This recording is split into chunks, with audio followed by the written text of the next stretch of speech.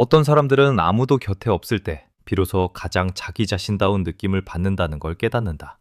외로운 것도 아니고 고립된 것도 아니다. 그저 조용할 뿐이다. 왜 어떤 사람들은 자연스럽게 혼자 있는 쪽으로 흘러가는 걸까? 끊임없이 연결을 요구하는 세상 속에서도 말이다. 어떤 성격 유형에서는 공통된 패턴이 보인다. 조용한 선호, 소음과 사람들, 끊임없는 상호작용에서 살짝 멀어지려는 미묘한 기울어짐. 그리고 많은 사람들에게 이 성향은 혼란스럽게 느껴지기도 한다. 때로는 오해받기도 한다. 왜냐하면 사회는 종종 혼자 있는 것을 부정적으로 해석하기 때문이다. 외로움으로, 단절로, 고쳐야 할 무언가로. 하지만 어떤 사람들에게 혼자 있는 것은 문제가 아니다. 그것은 균형의 한 형태다. 어쩌면 당신도 느껴봤을 것이다. 하루 종일 사람들과 어울리고 나면 설명하기 어려운 무게감이 남는다.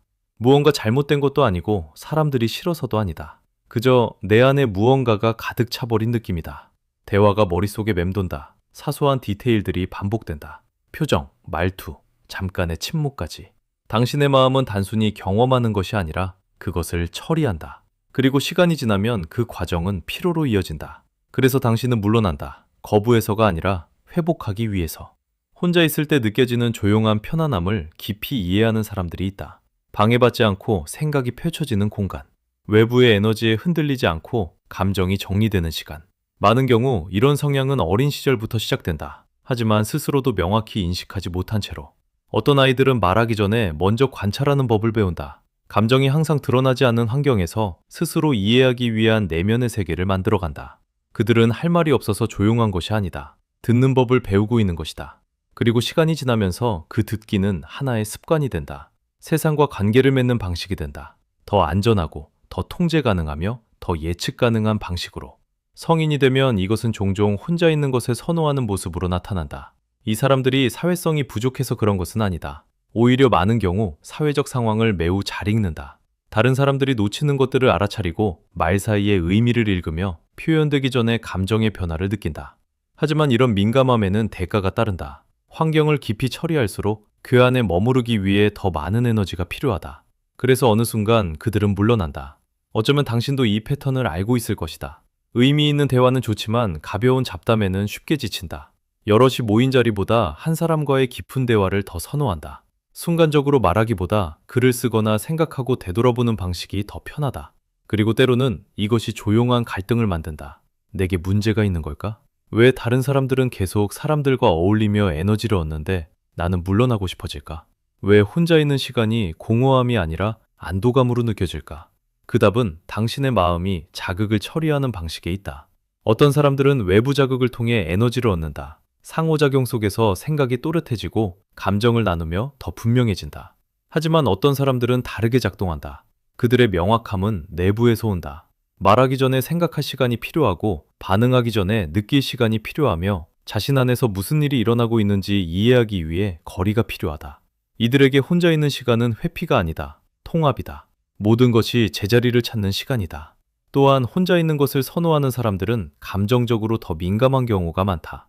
겉으로 드러나지 않을 수 있지만 내면에서는 훨씬 더 깊이 느낀다.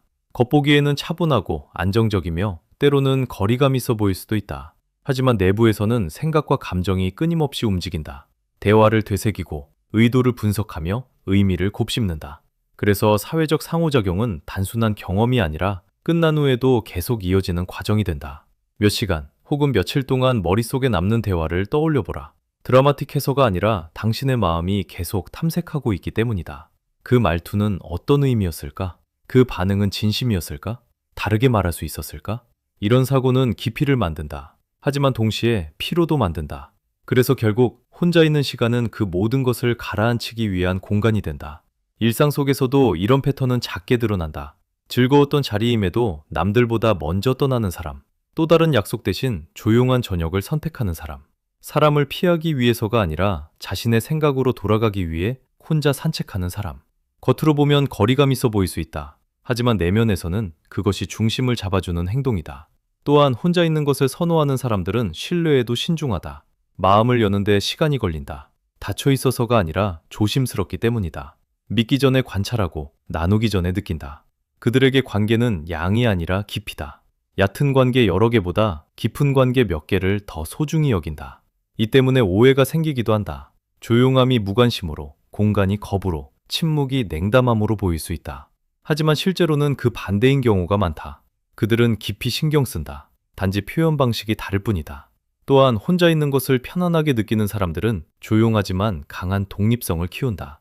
자신의 내면에 의지하고 스스로의 생각으로 충분히 시간을 보내며 외부의 인정 없이도 안정감을 찾는다. 이 독립성은 조용하지만 강력하다. 타인의 영향에 과도하게 흔들리지 않고 환경이 바뀌어도 자신을 유지할 수 있게 해준다. 하지만 동시에 관계를 복잡하게 만들기도 한다. 이미 스스로로 충분할 때 그 공간을 누군가에게 여는 일은 취약함을 요구하기 때문이다. 그리고 깊이 생각하는 사람에게 취약함은 결코 단순하지 않다. 천천히, 조심스럽게 펼쳐지는 것이다. 또 하나 주목할 점은 이들은 사람을 피하는 것이 아니라 과도한 자극을 피하는 경우가 많다는 것이다. 현대사회는 시끄럽다. 끊임없는 알림, 대화, 정보. 내면이 활발한 사람에게 이것은 쉽게 과부하로 느껴진다. 그래서 그들은 조용함을 만든다. 세상이 싫어서가 아니라 잠시 쉬기 위해서. 어떻게 에너지를 회복하는지 떠올려보라. 어떤 사람들은 밖으로 나가고 사람들과 이야기하며 충전한다. 어떤 사람들은 물러나서 조용히 앉아 혼자 생각하며 회복한다. 어느 쪽이 더 좋은 것이 아니라 그저 다른 방식일 뿐이다. 하지만 조용한 방식은 종종 오해받는다.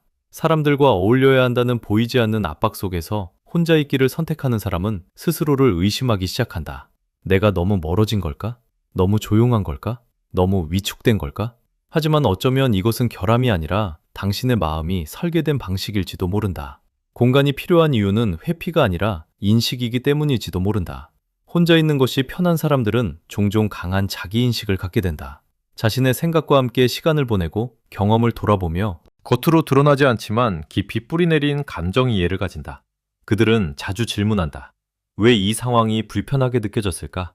이 감정은 무엇을 의미할까? 나에게 정말 중요한 것은 무엇일까? 이런 사고는 깊이를 만든다. 그리고 깊이는 공간을 필요로 한다.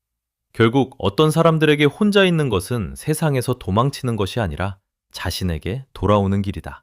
그리고 그 조용한 공간에서 중요한 변화가 일어난다. 생각이 더 또렷해지고 감정이 가라앉으며 자기 자신에 대한 확신이 깊어진다. 더 크게가 아니라 더 분명하게. 어쩌면 많은 사람들이 진짜로 찾고 있는 것은 이것일지도 모른다. 더 많은 소음이 아니라, 더 많은 연결이 아니라 마침내 자신을 이해할 수 있는 조용한 공간. 그리고 어떤 사람들에게 그 공간은 언제나 혼자 있는 시간이었다.